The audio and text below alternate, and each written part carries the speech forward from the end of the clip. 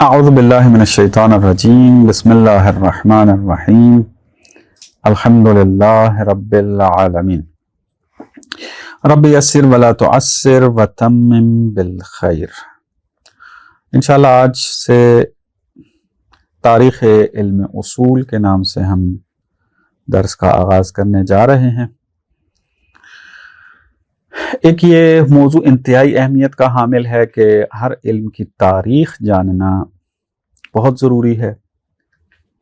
جب میں نے تاریخ علم منطق کے درس شروع کیے تھے تو اس کا پہلا لیکچر خود ایک علم کی تاریخ جاننے کی کیا اہمیت ہے کچھ نکات بیان کیے تھے، اس کی طرف ضرور رجوع کریں۔ اس درس کے مقدمے کے لیے بھی وہی مطالب مفید ہیں، لیکن خلاصے کے طور پہ اگر میں بیان کروں تو اگر آپ ایک علم کی تاریخ پڑھتے ہیں، جیسے علم اصول ہے اس کی تاریخ پڑھتے ہیں، اس میں ایک فائدہ خود طالب علم جو ہے وہ اس علم کی نسبت موٹیویٹ ہو جاتا ہے، چونکہ مختلف وہ مطالب دیکھ رہا ہوتا ہے، اس علم کی گہرائی کو تاریخ سے اس کو معلوم ہو رہا ہوتا ہے، مسئلے کو بڑے اچھے انداز میں جو ہے وہ پہچان رہا ہوتا ہے، تو اس کے اندر مزید جو ہے وہ تشویق پیدا ہوتی ہے کہ اس کو مزید جانا جائے کہ مثلا کیا ہے، پھر وہ محنت کرتا ہے۔ مثلا خبر واحد ایک اصولی مسئلہ ہے، اب آپ یہ مسئلہ کیسے شروع ہوا، کیا نشیب و فراز اس کے اوپر آئے اور اب کس حالت میں ہے، جب یہ چیز بیان کی جاتی ہے تو طالب علم میں ایک موٹیویشن پیدا ہوتی ہے، اس علم کی نسبت دلچسپی پیدا ہوتی ہے اور اس کے اندر مطالعات زیادہ آگے بڑھتے ہیں۔ ایک جو بہت بہترین فائدہ اس کا ذکر کیا جا سکتا ہے، شاید میں نے یہ پہلے تاریخ علم میں منطق میں اس کو بیان نہیں کر پایا، وہ یہ کہ اگر آپ علم کی تاریخ پڑھیں نا تو اس میں فکری جمود نہیں آتا، فکری آزادی سیکھتا ہے انسان۔ کیسے؟ مثلا آپ جس زمانے میں زندگی گزار رہے ہیں، علم اصول اس کے مسائل ایک خاص انداز میں بیان کیے جا رہے ہیں۔ بعض مسائل کو اس وقت مسلمات میں شمار کیا جا رہا ہے، مثلا مثال کے طور پہ آج کے دور میں خبر واحد کی حجیت کو مسلم سمجھا جاتا، لیکن جب آپ ایک علم کی تاریخ پڑھتے ہیں تو آپ کو پتہ چلتا ہے کہ اس مسئلے کے اندر نشیب و فراز مختلف آئے ہیں، تو انسان میں ایک مسئلے کی نسبت، ایک علم کی نسبت تعصب ایجاد نہیں ہوتا، اس مسئلے کی نسبت ایک تقدس ایجاد نہیں ہوتا، تحقیق کا مادہ انسان میں باقی رہ جاتا ہے، وہ جستجو جو کرنی ہوتی ہے کہ خبر واحد میں مثلا آپ دیکھیں کہ ایک ابھی کیا ہے، خبر واحد کو ایک مسلم حقیقت کے طور پر قبول کیا جا رہا ہے، لیکن ایک ایسا دور بھی گزرا ہے کہ جب خبر واحد کی حجیت کو قطعی طور پر رد کیا جاتا تھا، کہ ہم بات کریں گے تاریخ علم اصول میں، جب ہم اس زمانے میں آئیں گے تو اس پہ تذکرہ آئے گا۔ یا مثلا آپ دیکھیں عقل جو ہے وہ استنباط کا محور ہے، مصادر تشریح میں شمار ہوتی ہے، لیکن ایک دور تھا کہ اس عقل کو مصدر ماننا تشریح کے لیے، ٹھیک ہے، استنباط کے لیے محور قرار دینا مسائل میں، اس کو شیطانی عمل سے بھی تعبیر کیا گیا ہے۔ تو انسان یہ مختلف جب ادوار کو دیکھتا ہے، اس میں نشیب و فراز دیکھتا ہے، تو اس کے اندر ایک نظریے کی نسبت جو ہے وہ تعصب ایجاد نہیں ہوتا۔ آپ کے ذہن کو یہ تاریخ کا پڑھنا، ایک علم کی تاریخ کو پڑھنا، اس کا ایک خاصہ یہ ہے کہ آپ کے ذہن کو اجتہاد، نظریہ سازی اور مختلف آراء کے انتخاب کے لیے تیار کرتا ہے، ایک علم کی تاریخ پڑھنا۔ اور اکابرین کی جوہ و جلال جو ہے علمی، یعنی نظریے میں تقدس لانے کے اعتبار سے وہ ٹوٹ جاتا ہے۔ یعنی آپ کہتے ہیں کہ ٹھیک ہے، یہ متدین، عارف، عالم، باعزت باوقار سب شخصیت ان کی قابل قبول، لیکن جب علم کا میدان شروع ہوگا تو ان کی یہ باوقار شخصیت، باروب شخصیت، عارفانہ شخصیت، یہ ان کے نظریے کو تنقیدی نگاہ سے دیکھنے سے نہیں روک سکتی. آپ آئیں گے اس کو، اگر اس کے اندر سقم پایا جاتا ہے، عیب پایا جاتا ہے، کمی پائی جاتی ہے، تو آپ کیا کریں گے؟ اس کو رد کریں گے. آپ نہیں دیکھیں گے کہ یہ آیت اللہ بہجت ہیں یا مثلا جو ہے وہ رہبر معظم ہے، مثلا جو ہے علمی میدان میں جب آپ بحث کریں گے اس کو اپنے اس معیار پر اس کو تولتے ہوئے بحث کریں گے اور اپنا نتیجہ لیں گے اس میں. تو یہ تاریخ علم پڑھنے سے یہ وسعت ظرفی جو ہے وہ پیدا ہوتی ہے ایک علم کے اور اس کے مسائل کے اعتبار سے. ایک اور جو فائدہ ہوتا ہے وہ یہ کہ اگر آپ علم کی تاریخ پڑھ لیتے ہیں تو یہ ایک فائدہ ہمیں دیتی ہے کہ ہمارے جو اکابرین ہیں اور ان کی جو کتابیں ہیں ان کا تعارف ہو جاتا ہے. مثال کے طور پہ آپ علم اصول میں موجز پڑھیں، مظفر پڑھیں، کفایہ پڑھ لیں، بس آپ درس خاری میں چلے جائیں تو آپ کو پتہ نہیں چلے گا کہ علم اصول جو ہم موجز میں پڑھ رہے ہیں، مظفر میں پڑھ رہے ہیں، کفایہ میں پڑھ رہے ہیں یا حلقات میں پڑھ رہے ہیں، یہ ہمارے تک کیسے پہنچے اور ہمارے اصولی کون کون سے علماء و اکابرین ہیں کہ جنہوں نے اصول میں اہم ترین اپنا کردار نبھایا، اور کون سی اہم کتابیں ہیں. مثلا جو بندے فقط نصابی کتابیں پڑھتے ہیں اور اس علم کی تاریخ نہیں پڑھتے، ان سے اگر پوچھا جائے کہ آپ اصول کی پرانی کتابوں کے نام لیں، ان کو ایک کتاب بھی نہیں پتا ہوتی. نہ اکابرین کا ان کو تعارف ہوتا ہے اور نہ کتب کا تعارف ہوتا ہے. تو یہ تاریخ علم آپ کو بتاتی ہے کہ کون سے علماء کس دور میں گزرے ہیں اور ان کا علمی اسلوب کیا تھا. یہ بہت زیادہ روش معلوم آپ کو کہاں سے ہوگی؟ تاریخ علم سے. آپ علم اصول کی تاریخ پڑھیں گے، ان بزرگان کے زمانے کو اسٹڈی کریں گے، ان کے کام کو تجزیہ کریں گے، آپ کو پتہ چلے گا کہ وہ عالم اس زمانے میں اس مسئلے کو کس روش کے ساتھ حل کرتا تھا، اس کا کیا نظریہ تھا.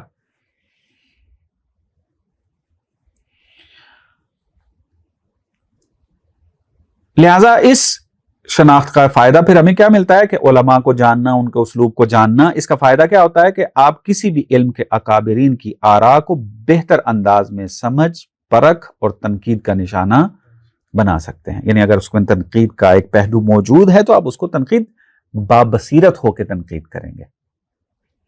جب آپ کو کسی شخصیت کا اسلوب معلوم ہو جاتا ہے تو آپ بآسانی سمجھ جاتے ہیں کہ مثلا سید مرتضیٰ کے فتاوی خبر واحد کی حجیت کے انکار پر مبنی ہیں، کہ ہم بات کریں گے جب سید مرتضیٰ پہ بات آئے گی تو آپ کو یہ پتہ چل جائے گا. آپ ان کے فتاوی اور عبارات کا تبھی بہتر ادراک کر سکتے ہیں کہ جب آپ نے تاریخ اصول اور فقہ کا مطالعہ کیا ہوگا. ایک فائدہ یہ ہوتا ہے.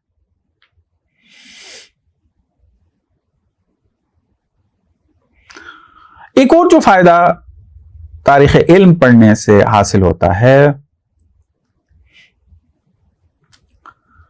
وہ علمی مسائل کے مخفی زاویوں کا انکشاف ہوتا ہے.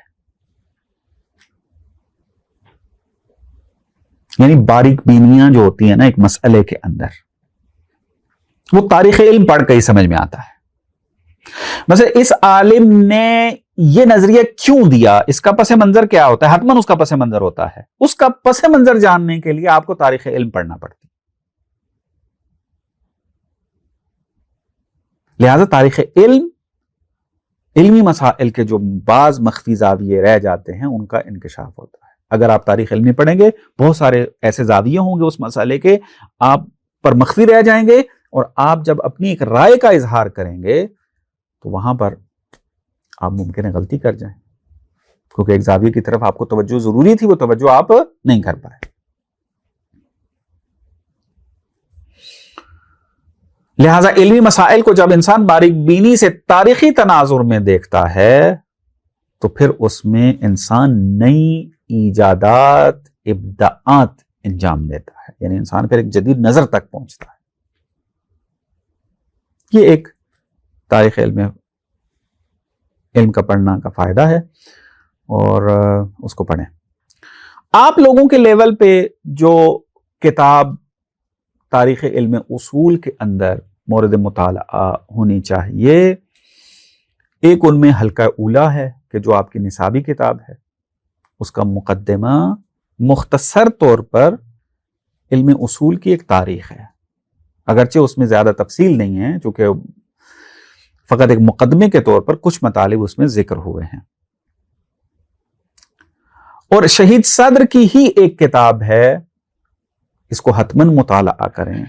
اردو میں اس کا ترجمہ نہیں ہے، عربی اور فارسی میں یہ کتاب موجود ہے.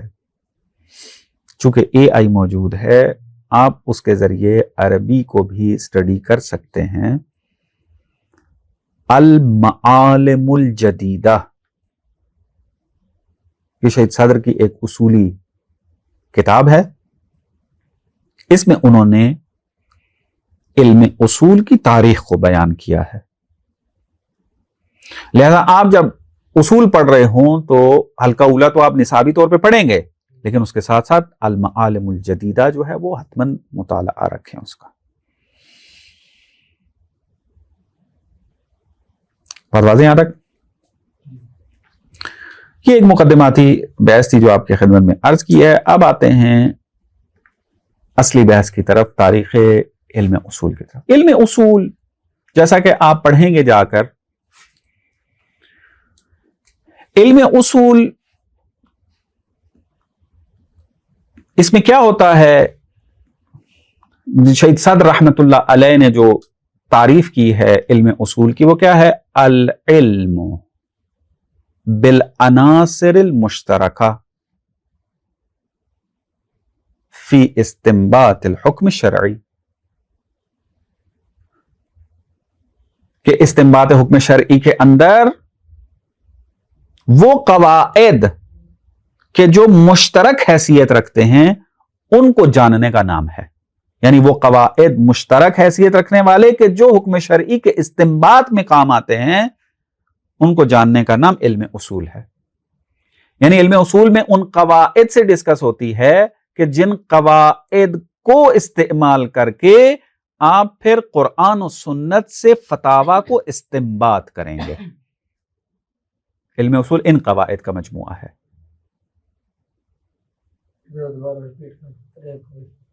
یعنی علم اصول ان قواعد کا مجموعہ ہے کہ جن قواعد کو استعمال کر کے آپ حکم شرعی کو استنباط کرتے ہیں مصادر تشریع سے، قرآن و سنت سے. علم اصول کی تعریفیں مختلف کی گئی ہیں. شیخ مظفر نے الگ تعریف کی ہے، شہید صدر نے الگ تعریف کی ہے، صاحب کفایہ نے الگ تعریف کی ہے. یہ آپ بحثیں خود نصابی کتابوں میں پڑھیں گے. ہمارا ابھی یہ موضوع نہیں ہے، ابھی فقط آپ کو ایک اجمالی تعارف کروا دیا ہے کہ علم اصول کیا ہے. اب ہم آتے ہیں اس کی تاریخ میں. علم اصول کو تقسیم جو کیا گیا مختلف ادوار کے اندر، اس کو میں پہلے تذکرہ کر دیتا ہوں، پھر ہر دور کو الگ الگ پڑھتے ہیں.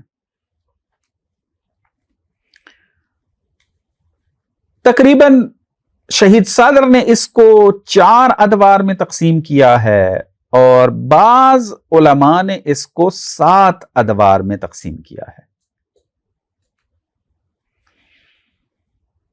شہید صدر نے جو تقسیم بندی کی ہے علم اصول کی اس تاریخ کے اندر ادوار کی، وہ 4 ادوار یہ ہیں. پہلا دور عصر تمہید، یعنی ابتدائی دور.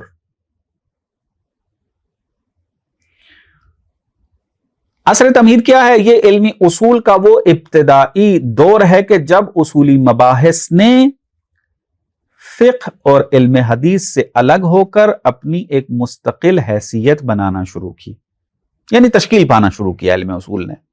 یہ عصر تمہید ہے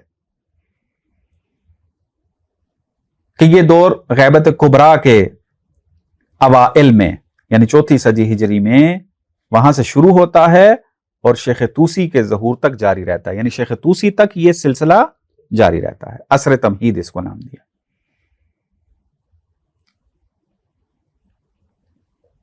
اس کی جو نمایاں شخصیات ہیں وہ ابن ابی عقیل ہیں، ابن جنید اسکافی ہیں، شیخ مفید ہیں، سید مرتضی ہیں۔ اس کے بعد جو دور شروع ہوتا ہے اس کو کہا جاتا ہے اب یہ علم تشکیل پا گیا ہے، یہ عصر علم ہے، یعنی علم اصول کا زمانہ ہے کہ علم اصول اب مکمل طور پر مدون ہو کر ترویج ہونا شروع ہوا ہے۔ اس دور میں علم اصول کا باقاعدہ منظم اور جامع علم کے طور پر مستحکم ہوا۔ یہ دور جناب شیخ طوسی سے شروع ہوتا ہے اور اخباریت تک چلا آتا ہے، 11ویں صدی تک، اخباری مسلک کے ظہور تک، کہ یہاں پر یہ تشکیل پا کر اس نے وسعت پیدا کی۔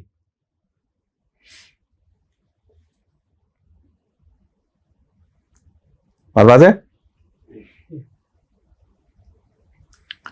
شیخ طوسی کی کتاب اہم ہے، اس کے اوپر ہم بات کریں گے آگے چل کے، عدت الاصول، عین کے ساتھ، عدت الاصول۔ اور اس دور کی ایک اور بڑی شخصیت ابن ادریس حلی، محقق حلی، علامہ حلی، شہید اول، یہ اس دور کی شخصیات ہے۔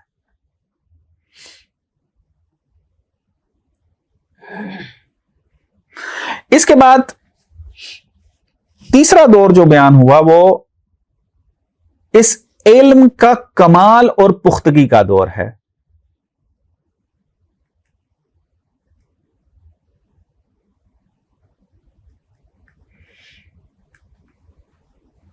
درست ہے؟ بلکہ اس سے پہلے آپ عصر جمود بھی کر لیں کہ جہاں پر اخباریت کا زمانہ شروع ہوتا ہے، کہ جہاں پر علم اصول جو ہے وہ رک جاتی ہے، راکد ہو جاتی ہے، علم اصول پھر وہاں پر آگے نہیں بڑھتی۔ اس کے بعد پھر مرحلہ آتا ہے عصر کمال۔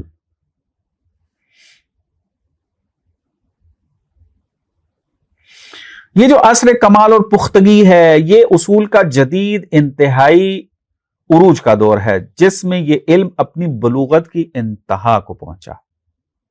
یہ دور اخباریت کے زوال کے بعد 12ویں صدی کے اواخر میں علامہ وحید بہبہانی کی تحریک سے شروع ہوا، کہ ہم جب اخباریت پہ پہنچیں گے اس زمانے کو ہم تفصیل سے ڈسکس کریں گے وہاں پر۔ ابھی فقط میں آپ کو وہ ایک سٹرکچر دے رہا ہوں کہ یہ تقسیم بندی ہے، پھر اس کو ایک ایک کر کے ہم پڑھیں گے۔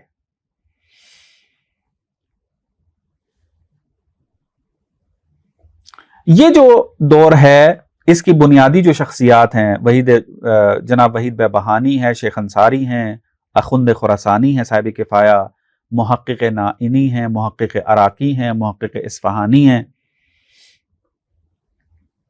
اور شہید صدر پھر یہ پھر الگ بات کریں گے کہ شہید صدر ایک الگ مکتب میں آتے ہیں، ایک الگ اصول کے اندر مکتب ایجاد کیا ہے انہوں نے۔ شیخ انصاری نے علم اصول کو اپنے عروج پر پہنچایا ہے۔ شیخ انصاری کا جب دور ہم پڑھیں گے تو وہاں پر اس کا تفصیل سے جو ہے وہ تذکرہ کریں گے۔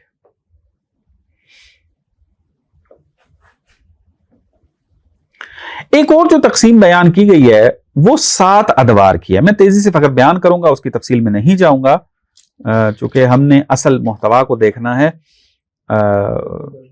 ہاں، کمال سے پہلے جمود ہے، عصر کمال یہ ختم ہے، اس سے پہلے جمود ہے تیسرا۔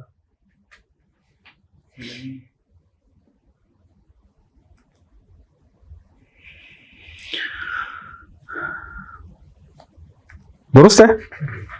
اب وہ 7 ادوار میں ذکر کرتا ہوں۔ اس میں ایک دور جو ہے وہ ایک ہے تاسیس کا دور،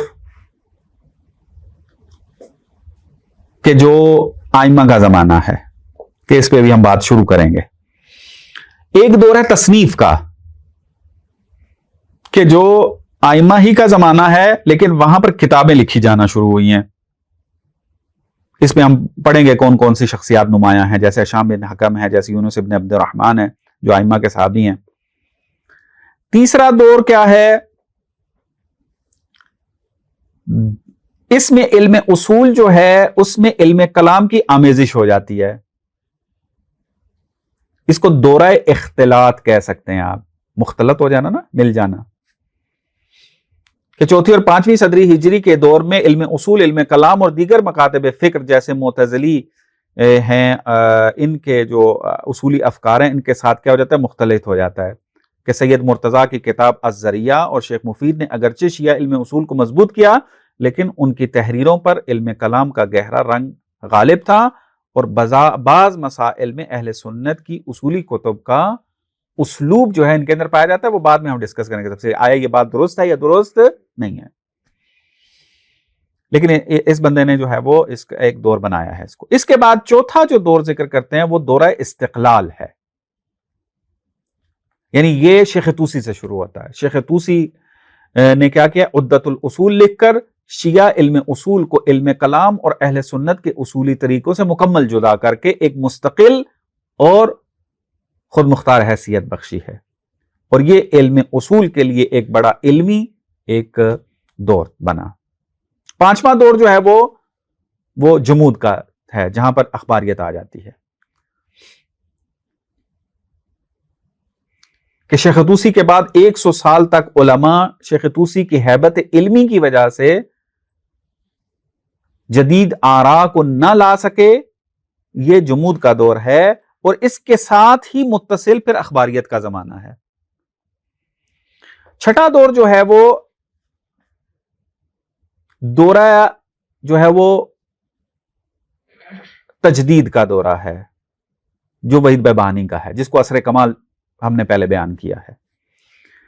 کہ یہ اخباریت کے زمانہ ختم ہو رہا تھا اور اصول دوبارہ جو ہے وہ تجدید پا رہا تھا علامہ وحید بہبہانی کے ذریعے.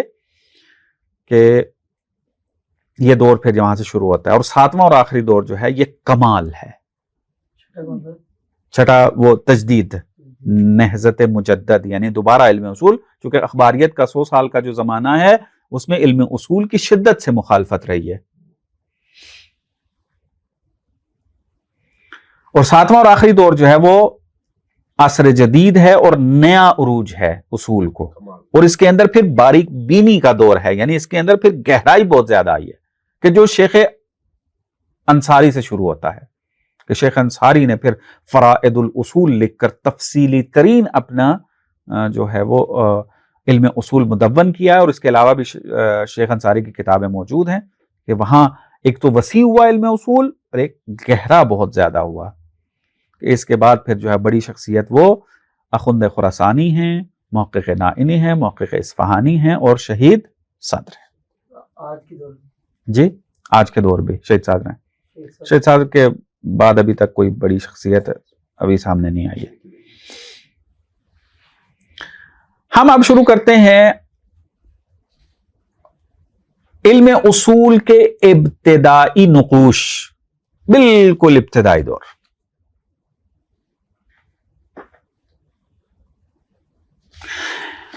اس بات کو آپ مد نظر رکھیں، یہ جاننا ضروری ہے آپ کے لیے کہ علم اصول فقہ کے لیے مقدمہ ہے. اصل تو علم فقہ ہے، کیونکہ وہاں پر ہم جو ہے وہ روایات اور آیات پر ڈسکس کر کے ایک فقہی فتوے کو استخراج کرتے ہیں. لیکن اس استخراج کے اندر جو قواعد استعمال ہوتے ہیں ان قواعد کو علم اصول کے اندر مدون کیا گیا. لہذا وہ قواعد مقدمہ و ٹول ہیں کس کے لیے؟ استنباط کے لیے. اور استنباط کہاں کرنا ہے آپ نے؟ فقہ کے اندر. تو لہذا منطق کی طرح علم اصول بھی کیا ہے؟ عالی علم ہے. درست ہے؟ مقصود بالاصالہ نہیں ہے. فقہ کے لیے ایک اعلیٰ کار علم بنتا ہے. یہ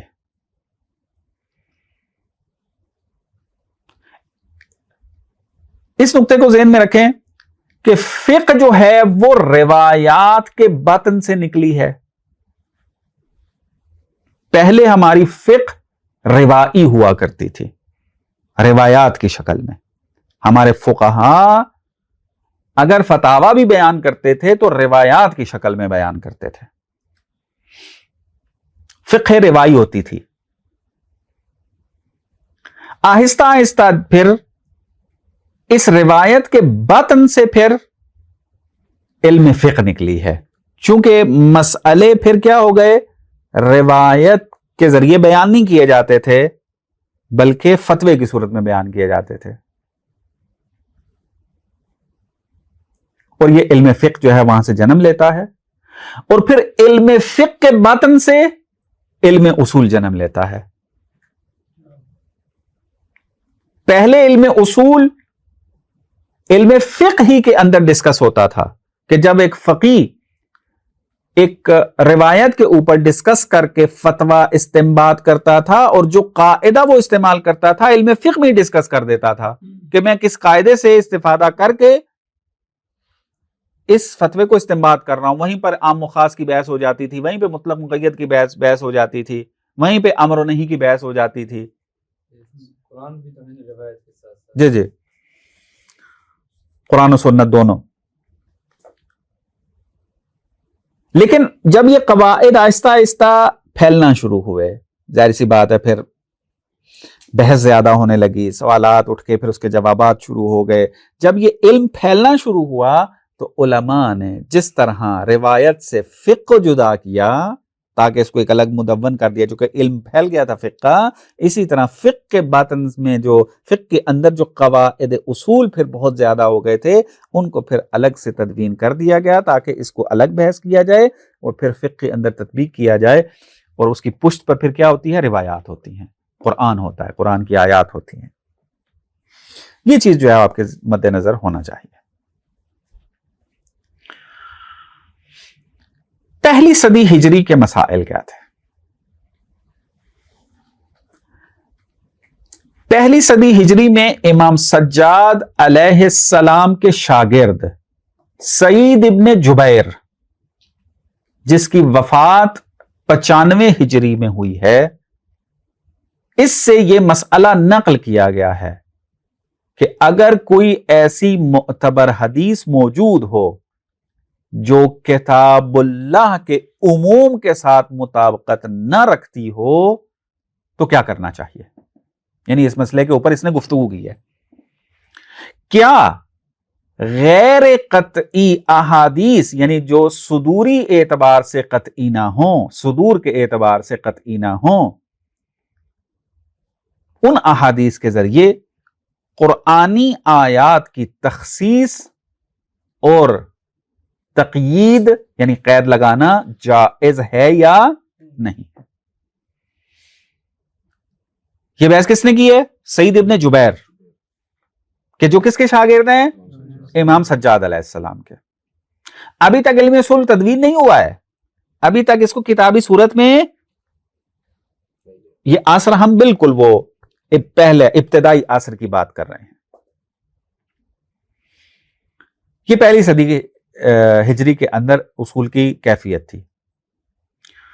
دوسری اور تیسری ہجری جو ہے اس کے اندر کیا تھی, یہاں پر پھر بعض بحثیں مزید بڑی, جیسے متعارض اخبار ہیں, روایات آپس میں متعارض نظر آتی ہیں. مثلا ایک روایت کچھ اور کہہ رہی ہے, دوسری روایت اسی کا الٹ کہہ رہی ہے, متعارض روایات ہیں ظاہراً. تو یہاں پر کیا تھا, متعارض روایات کا سامنا کرتے وقت مسلمان کافی حیران و پریشان ہوتے تھے, تو لہٰذا اس کو سنجیدگی کے ساتھ پھر زیر بحث لایا جاتا تھا. تو دوسری صدی ہجری میں امام صادق علیہ السلام اور امام کاظم علیہ السلام کے شاگرد حشام بن حکم,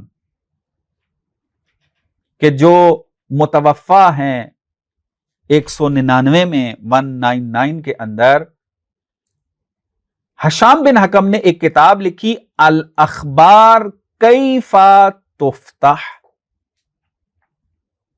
یا بعضوں نے کیف یصح لکھا ہے, اس نامی کتاب کو لکھا. البتہ حشام بن حکم کی ایک اور تصنیف بھی ہے کتاب الالفاظ کے نام سے,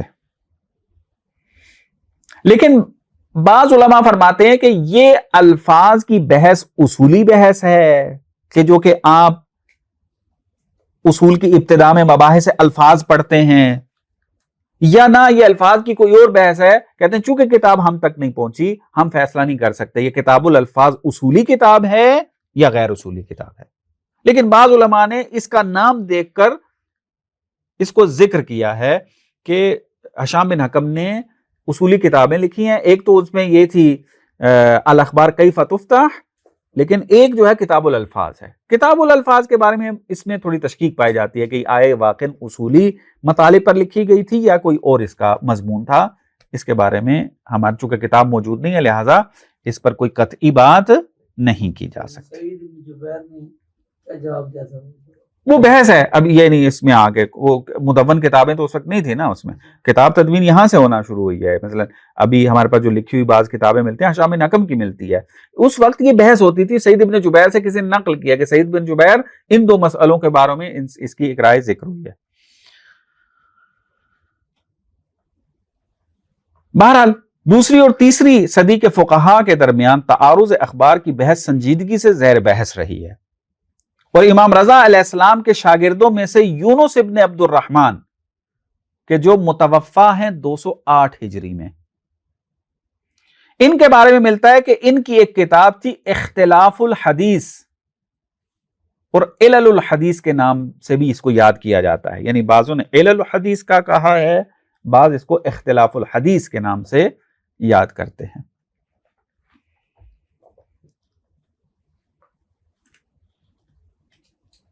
یہ کتاب جو ہے تدوین کی گئی. اچھا اب یہ زمانہ جو چل رہا ہے مکتب تشیع کی طرف سے آئمہ کے زیر سائے میں کہ کہیں پر امام سجاد علیہ السلام کا شاگرد ہے، کہیں پر امام صادق علیہ السلام کا شاگرد ہے، اور کہیں پر امام رضا علیہ السلام کا شاگرد ہے، اور کام ہو رہا ہے علم اصول کے اوپر. یہیں پر اب اہل سنت کا کام بھی ہو رہا ہے کہ اس کو تفصیل کی ضرورت ہے. ٹائم جو ہے وہ ختم ہو گیا. اس کو پھر میرا ارادہ تھا کہ یہ والا زمانہ جو ہے پہلی دوسری تیسری ہجری کا یہ ختم ہو جائے گا آج، لیکن وہ مقدمے میں تھوڑی وقت لگ گیا. انشاءاللہ اس کو پھر کل والے درس میں اگلے درس میں جو ہے وہ رکھتے ہیں. تفصیلات چونکہ اس میں بیان کرنے کی ضرورت ہے پھر ادھوری رہ جائیں گے اگر میں نے بحث کو شروع کر دیا. والسلام علیکم ورحمۃ اللہ وبرکاتہ. کتنے منٹ ہوا؟